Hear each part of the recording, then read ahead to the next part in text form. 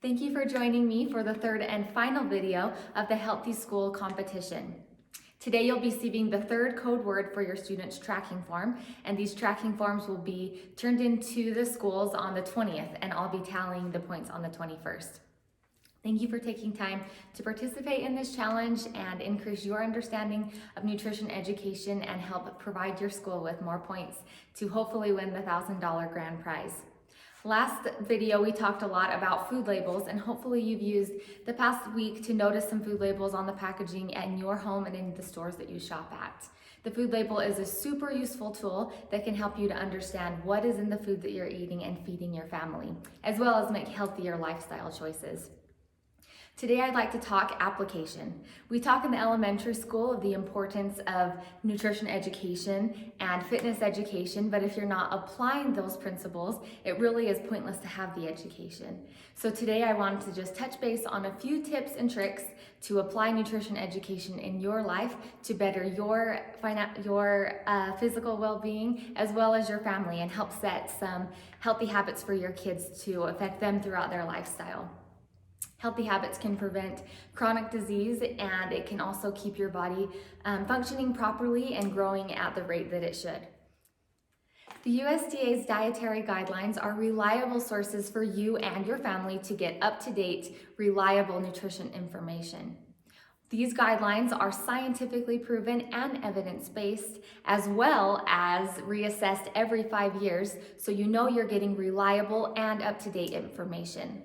There is a lot of information out on the market today, and it can be difficult to sift through the correct and up-to-date information. But if you're following the USDA guidelines, you know that you're being provided with reliable and up-to-date information.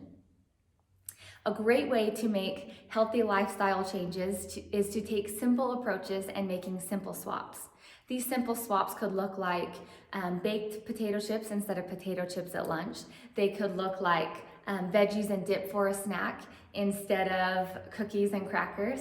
Simple swaps really make a big difference. You want to try to make reliable and sustainable changes that can impact you over your lifetime.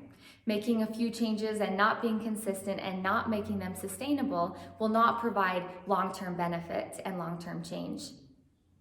Using MyPlate's guidelines with the 5 food groups is a great tool, as well as the food label, to apply this information into your daily habits and into your daily life. Learning how to use these tools can help your family to build these healthy habits. In the elementary schools, we talk about making a MyPlate friendly meal. That's having all 5 of the food groups in one meal.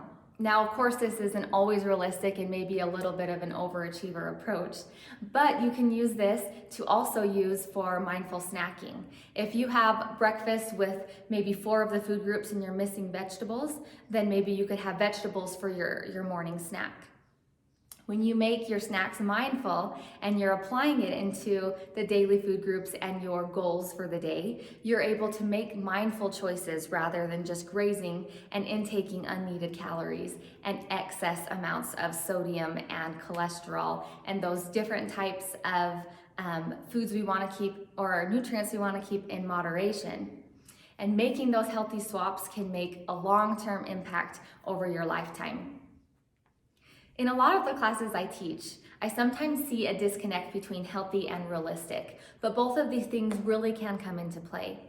A lot of the time when I ask what healthy looks like, people say fruits and vegetables, whole grains, no added sugar, which is, of course, is true. Those are great habits to apply and to have a healthy lifestyle and a healthy diet. But are they sustainable long term?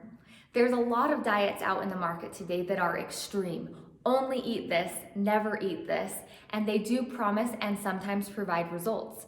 But is this sustainable over a long time? You probably are familiar with people, and maybe in your own situation, where you have maybe done one of these diets and seen results, but then you start eating normal again and all of the weight goes back on and you're not feeling great anymore. Choosing a diet that is sustainable and reliable over a long term. Consistency is key to keeping the weight off and being healthy. The USDA's recommendations are reliable and sustainable, and that is super important when you're trying to find a reliable eating pattern for you and your family to develop those healthy habits that can prevent chronic disease and to benefit your body in the many ways that nutrient-dense foods can provide for your body. Using the food label to cut calories and focus on your caloric intake can provide a lot of information for you, as well as cut down on calories and help you to lose weight or to live healthy. But furthering that education, making those calories that you intake nutrient-dense calories can make a huge difference long term. There's a huge difference between 500 calories of Twinkies versus 500 calories of whole grains, right? There was a professor that did some research at Kansas State University, and he modeled a research plan for the snack-centric diet. So he ate, I believe it was 1,800 calories of just junk food for a couple of months, and he ended up losing weight, which some people might be surprised by that result, but he was eating a caloric deficit. So that means he was eating less calories than his body was burning. So he ended up losing like 20 pounds in a month, which is great, right? But long term, those calories were not coming from nutrient dense sources, meaning they didn't have a lot of nutrients in them. They were very processed and not beneficial for his body long term. So using that information and applying to your choices, cutting calories and losing weight if that's your goal is a great approach, but making healthy long-term choices.